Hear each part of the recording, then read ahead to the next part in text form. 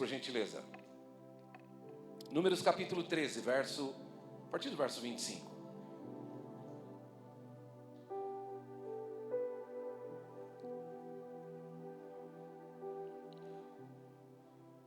Eu quero fazer uma consideração. Ali está a nossa amada irmã Creuza. Por gentileza, Creuza, fique de pé. Essa é a nossa amada irmã, diaconisa dessa casa de muitos anos, né? Quantos anos, Creuza, você está aqui? 30? Ufa! Membro desta casa há 30 anos.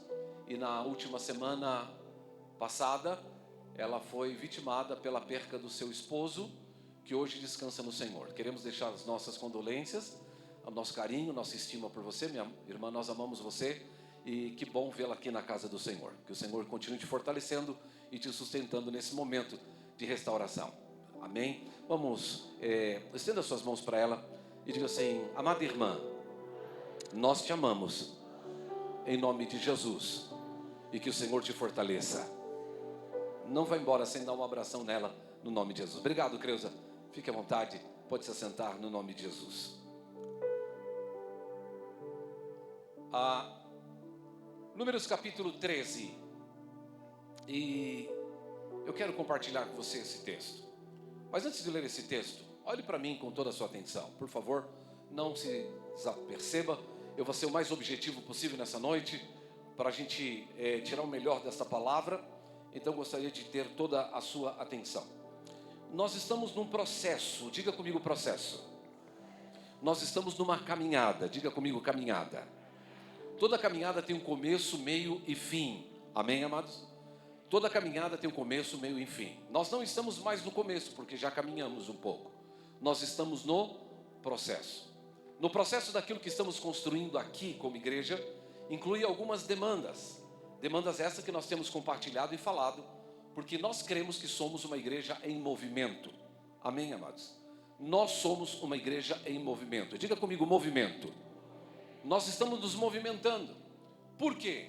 Porque nada que para, ou qualquer coisa que para, seja no espaço, seja no tempo, essa coisa ela não vai produzir, ela não vai se arrojar. Por isso nós estamos em movimento, porque como igreja nós precisamos ser relevantes para essa geração e precisamos dar uma resposta para as perguntas que estão sendo feitas para os nossos dias. Daí temos falado de alguns temas nesses domingos passados, e no domingo passado eu fiz questão de falar um pouco de áreas que precisamos de cura, e falamos também de uma cardiopatia emocional que tem propositado e trazido muitas enfermidades, e a grande proposta de Deus é que eu e você, nós estejamos curados, refletindo a glória do Senhor. Amém, amados? Então diga assim comigo: eu creio que Deus ungiu Jesus para curar os enfermos. E diga: eu estou abençoado. Está fraco? Diga: eu estou abençoado pelo poder de Jesus, pela sua graça, pela inteligência que Ele me deu, pela capacidade que Ele me deu, e eu vou viver tudo aquilo que Deus tem para a minha vida. Amém? Quantos querem chegar ao seu destino final com alegria? Diga amém. Então nós estamos em movimento. Para nos movimentar de forma saudável, precisamos de cura física, espiritual e emocional. Alinhado este pensamento, eu preciso nessa noite pensar um tema também que está agregado a isto. E aí eu quero me fundamentar em Números capítulo 13, quando ele começa a dizer: ao cabo de 40 dias voltaram a espiar a terra. Olhe para mim antes de continuar, e eu quero fazer algumas inserções, porque eu tenho alguns insights aqui que eu preciso que você perceba. O texto está dizendo, e nós estamos no momento em que o povo de Israel sai do Egito. E o fato de o povo de Israel sair do Egito não foi um acaso, e não foi a intenção de Moisés. O povo sai do Egito a partir de uma bênção de Deus, de uma libertação de Deus. Se Israel não fosse abençoado e liberto por Deus, o povo de Israel estava no Egito até hoje. Mas Deus libertou o povo de Israel do Egito. Diga comigo: Deus libertou Israel do Egito. assim como Deus nos libertou do mundo em que nós vivemos, esse mundo tenebroso. Amém, amados? O fato é que quando esse povo sai do Egito, houve um grande milagre. Todos nós conhecemos a história, houve um grande milagre. Qual milagre? Em torno de 3 milhões de pessoas estão se deslocando do Egito, indo para uma promessa, indo para uma terra que Deus prometeu. A terra em que eles estavam não era o lugar em que eles deviam desenvolver o plano de Deus. Deus os liberta do Egito, faz a eles uma promessa e diz: eu vou levar vocês para uma terra que mana leite e mel. Deus fez uma promessa, e Deus então agora está deslocando o povo do Egito e levando para a terra que mana leite e mel. Só que há uma demanda aqui. Todo mundo conhece a história. Eu quero abreviar para você localizá-lo no que eu quero lhe falar nesta noite. Mas quando eles estão saindo, eles se deparam com o Mar Vermelho, e eles se deparam com a busca, com o ódio, eles se deparam com a disposição dos egípcios em exterminar o povo de Israel naquele deserto. Só que quando eles chegam naquele momento, a Bíblia diz que Deus dá uma palavra a Moisés, diz: que é que você tem na mão? Ele tem uma vara. Então toca as águas, e as águas se abriram. Eram 3 milhões de pessoas, querido, contando mulher, criança, periquito, papagaio, galinha, os frangos que eles estavam levando, tinha quase 4 milhões. O mero da questão é que, eu disse isso num evento aqui de mulheres, que para atravessar aquela extensão do Mar Vermelho, numa noite, um grupo de mais de 3 milhões de pessoas, eles precisavam passar, eles não conseguiam passar correndo, porque eles estavam carregando bagagem, eles estavam carregando a sua história, eles estavam carregando os despojos que eles traziam. Só que agora eles estão diante do mar, e o mar se abre. E vendo o estudo, cheguei à conclusão que o mar se abriu 14 quilômetros de largura, e toda a sua da largura do povo e toda a sua extensão, 14 quilômetros, era o espaço para que esse povo então pudesse passar todos, meu irmão, numa só noite, porque senão eles estavam atravessando e iam demorar meses para atravessar um trecho estreito. Quando a gente vê a imagem, do povo atravessando o Mar Vermelho, a gente vê aquela imagem de um estreitinho, o povo atravessando. Foi 14 quilômetros, eram 3 milhões de pessoas. Deus tinha uma promessa, e ele estava realmente disposto a cumprir a sua promessa. Quantos creem nisso, diga amém. Então eu parto de um pressuposto nessa noite: Deus tem uma promessa para a sua vida. Pena que você não entendeu. Deus tem uma promessa para a sua vida. Está começando a entender? Deus tem uma promessa para a sua vida. E eu tenho uma notícia boa para você: Deus está interessado em cumprir a promessa dele na sua vida. Quantos desejam isso da parte de Deus? Diga aleluia. Bem, eles atravessam, chegam em Gilgal, entram no deserto adentro. Agora eles estão à porta da terra que emana leite e mel. E acontece uma coisa absolutamente interessante, porém absolutamente complexa. Eles estão diante da terra que emana leite e mel. Moisés então tem aqui uma ideia, um insight aqui, e ele então separa 12 chefes de tribos, digamos que eram príncipes de cada tribo, pessoas de autoridade, e eles o colocam como espias para olhar a terra. E todo mundo conhece a história que eles vão à terra, e eles voltam da sua demanda, e acontece uma coisa que, ao cabo de 40 dias, sabia que a Bíblia ela é numerológica? Todos os números da Bíblia têm significado. O número 1 tem significado, o número 3 tem significado, o número 7 tem significado, o número 12 tem significado, o número 40 tem significado. Esses números que aparecem na Bíblia, todos têm significado. E aqui aparece um número. Qual é o número? 40. Olha o significado do número 40 na Bíblia. 40 é um número que indica um tempo necessário de preparação para o novo que vai chegar. Número 40 é um tempo de preparação para o novo que vai chegar.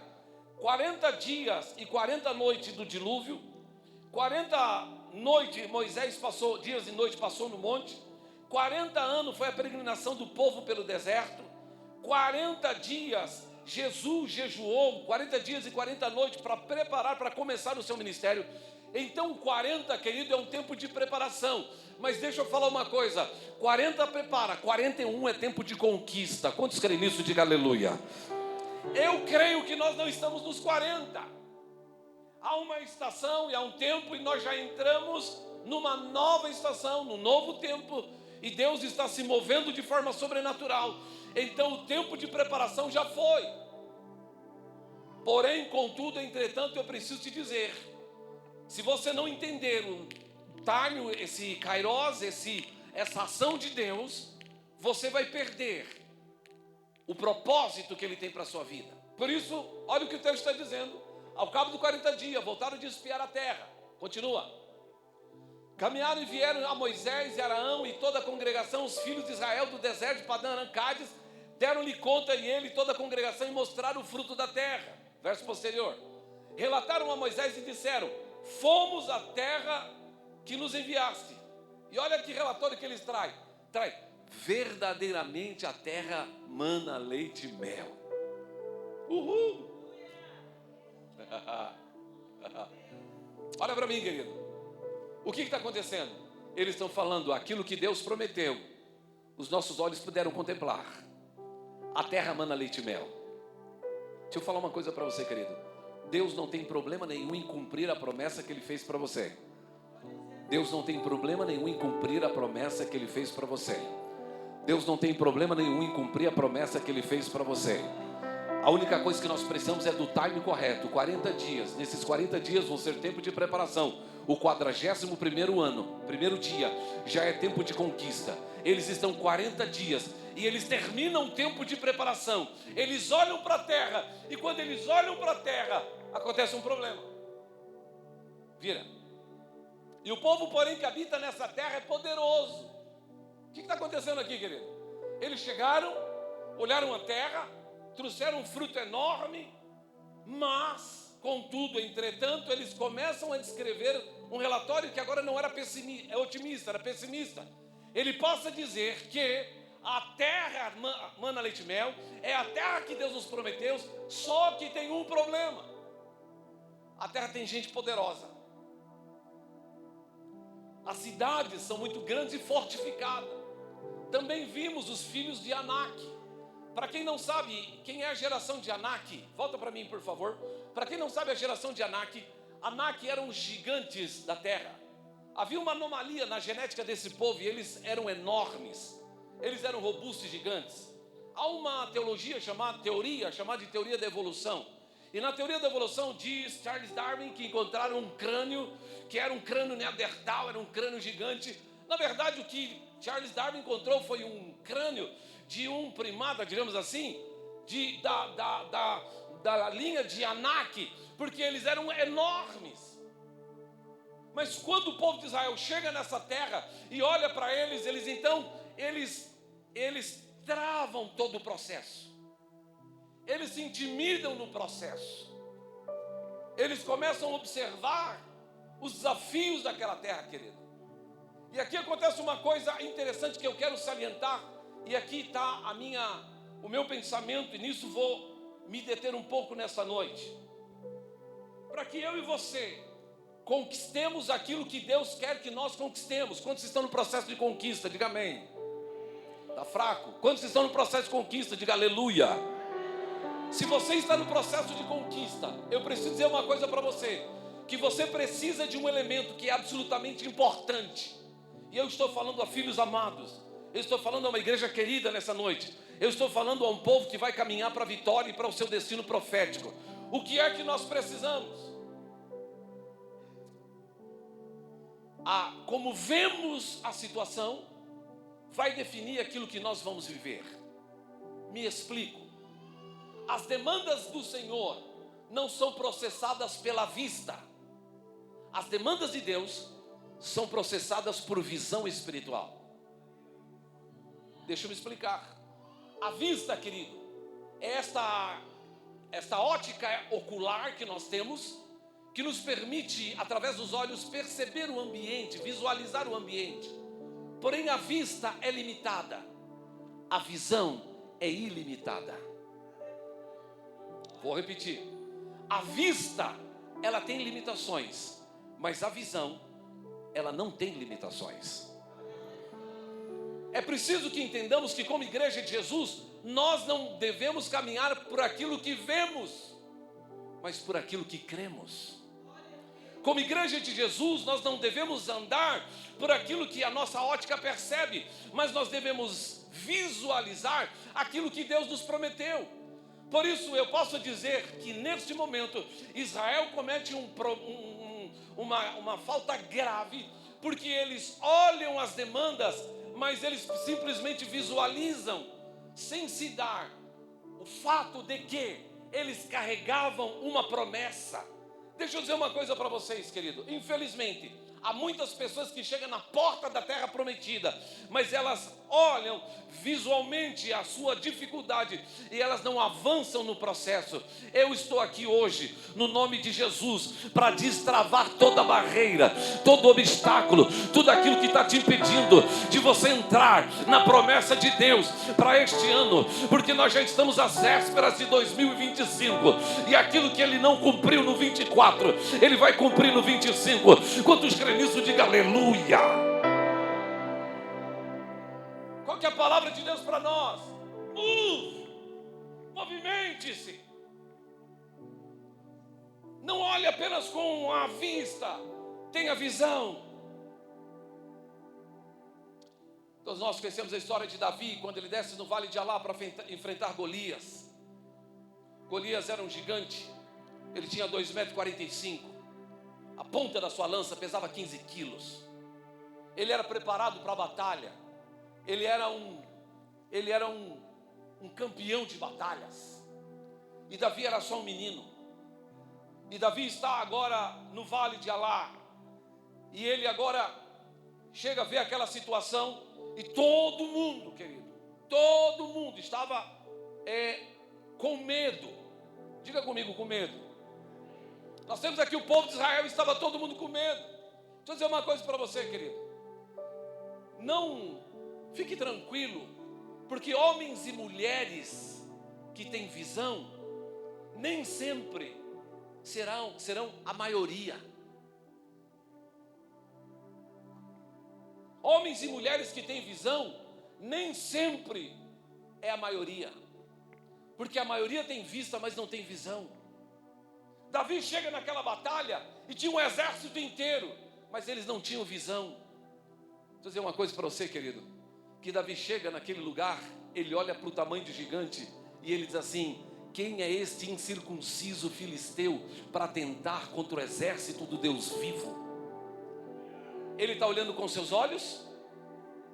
Negativo. Ele está tendo uma visão espiritual. Ele entende que apesar do tamanho daquele homem, o Deus que está com ele, o Deus que o enviou, o Deus que o separou, o Deus que o ungiu, Ele lhe daria vitória. Eu preciso dizer a você, meu amado, se Deus te deu uma promessa, Ele vai te dar todas as condições para que você alcance a promessa. Mas a promessa de Deus não tramita na demanda carnal. A promessa de Deus tramita nos ares, no mundo espiritual. Por isso nós precisamos ter visão do reino. Vocês estão entendendo o que eu estou dizendo? Diga aleluia. Davi desce ao vale de Alá. Davi derruba Golias. Em nome de Jesus eu quero profetizar nessa noite que todos os gigantes da sua vida vão cair por terra para a glória do Senhor. Amém?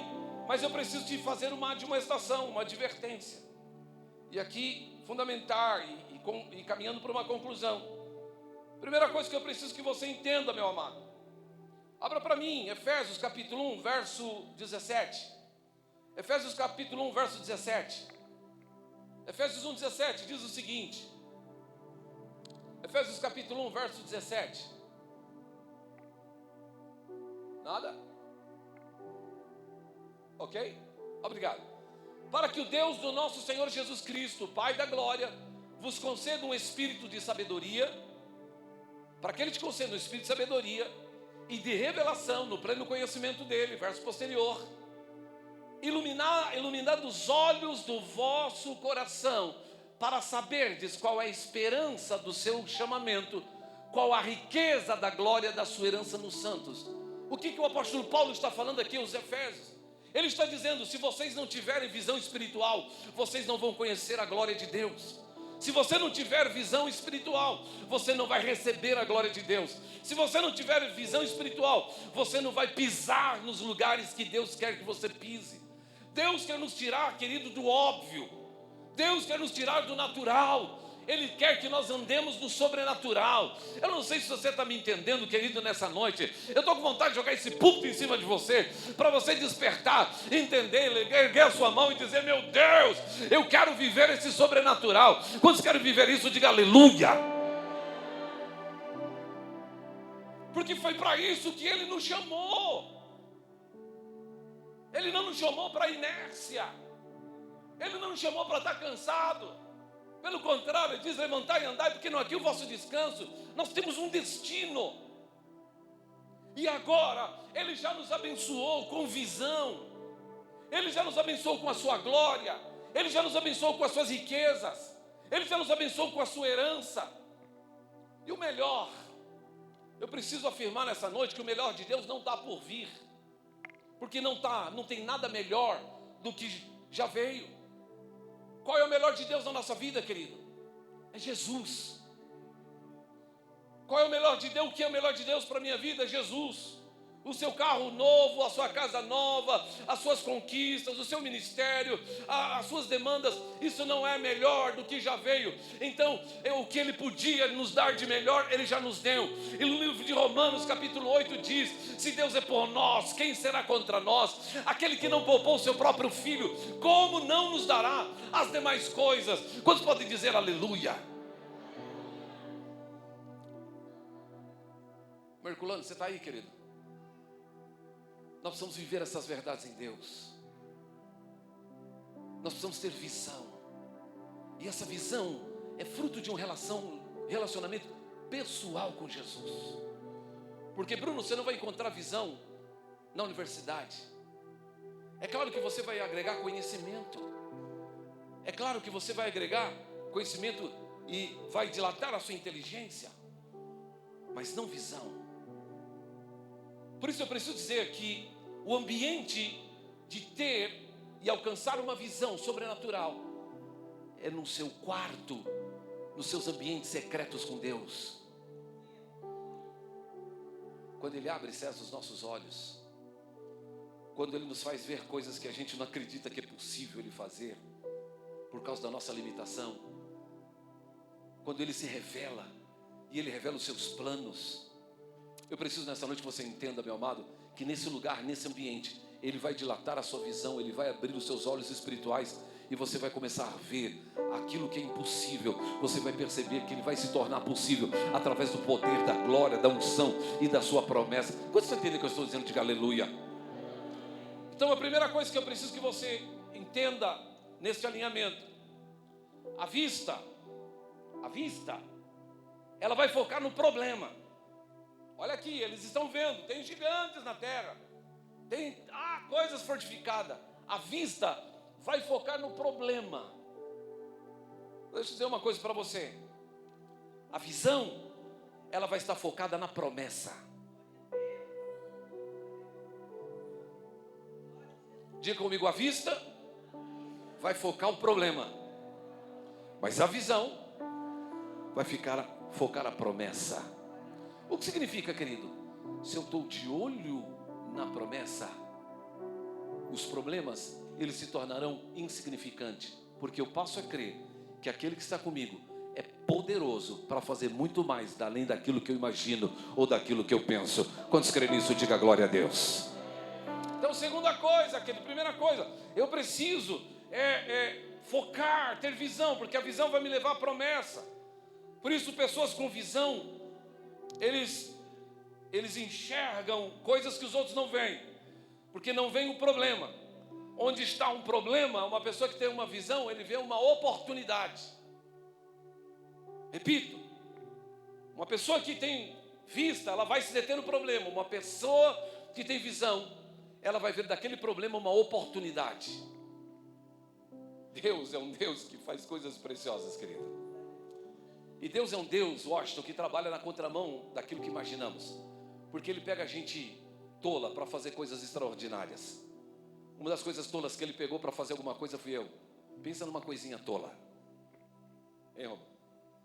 Pensa num trenzinho tolo. Deixa eu te falar uma coisa.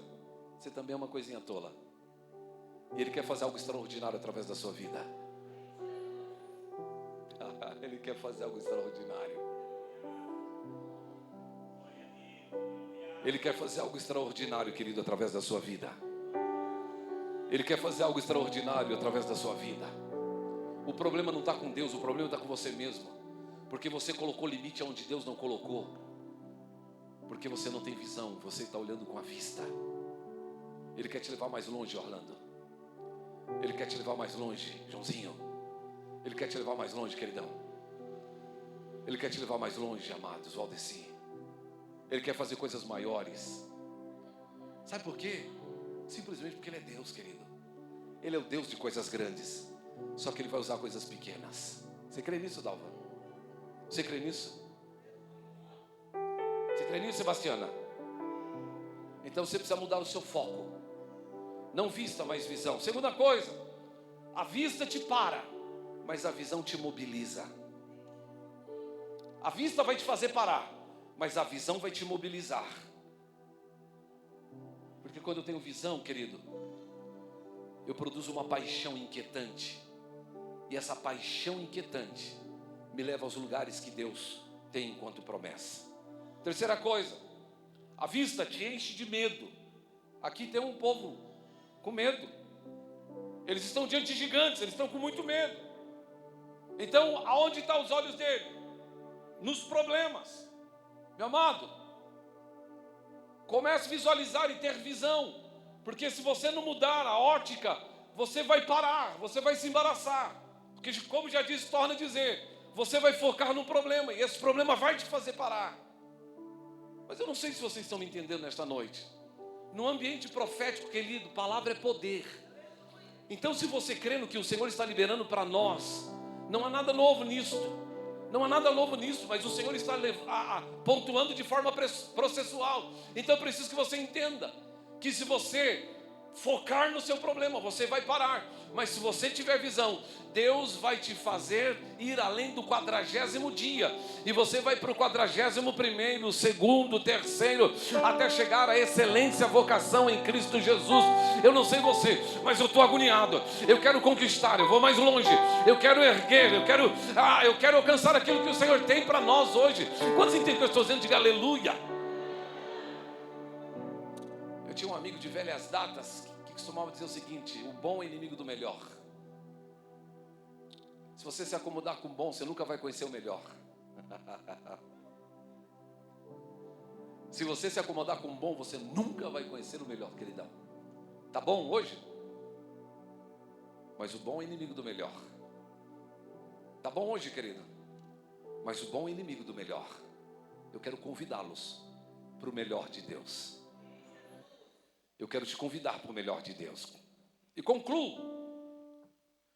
A vista olha para o presente. A visão olha para o futuro. Eu estou com um problema dentro de mim aqui. Eu estou olhando para essa igreja e obviamente que eu já estou inquieto. Porque eu não sei onde nós vamos colocar tanta gente.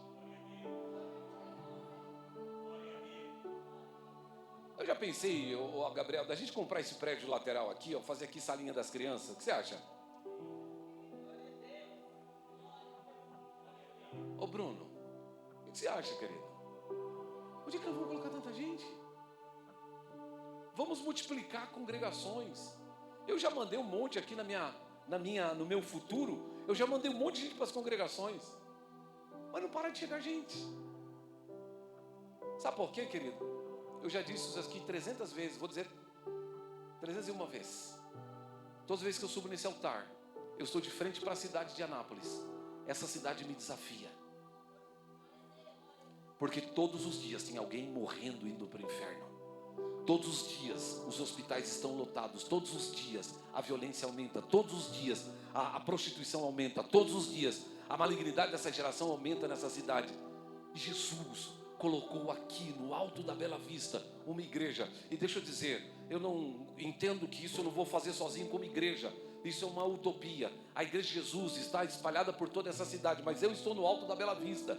Eu estou olhando para aquela cidade. Então eu olho para o futuro e eu vejo no futuro. E quando eu olho para aquilo que a palavra de Deus me promete, que nós, aonde pisaríamos, o lugar seria nosso. Essa cidade é do Senhor Jesus. Anápolis precisa ter um encontro com Cristo. Mas sabe qual é o problema? Nós ficamos tímidos dentro das igrejas. Nós precisamos nos levantar e ser a igreja que as portas do inferno não prevalecem. Aleluia. Quantos creem nisso? Diga amém. Eu tenho um amigo pastor, a gente tem uma amizade de um tempo já, nos conhecemos desde Goiânia, que é pastor de uma cidade aqui, pastor de uma igreja aqui na cidade, o nome dele é Tiago, de uma igreja chamada Church, ali. O Tiago é top, né? Quem conhece o Tiago? Tem uns irmãos que conhecem o Tiago. Você sabe o que ele vai fazer essa semana? Semana não, dia 2 é essa semana. Dia 2 é essa semana. Sabe o que ele vai fazer? Sábado que vem, ele vai fazer o batismo no meio da praça Bom Jesus. Eu acredito nessa igreja ousada.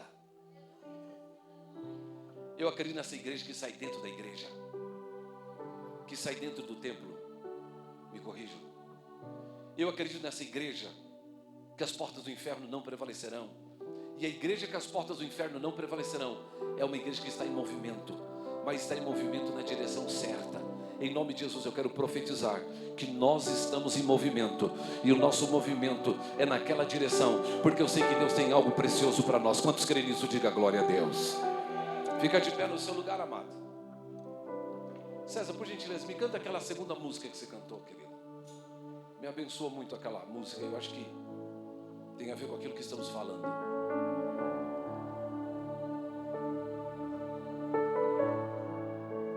Hoje nós estamos diante de muitos gigantes. Hoje nós estamos diante de muitos desafios. Deixa eu dizer uma coisa para você, querido. Que o Deus que te colocou na porta da terra prometida, Ele vai te capacitar para vencer todos os seus inimigos. Então eu preciso que você entenda que esse não é o momento para nós termos medo.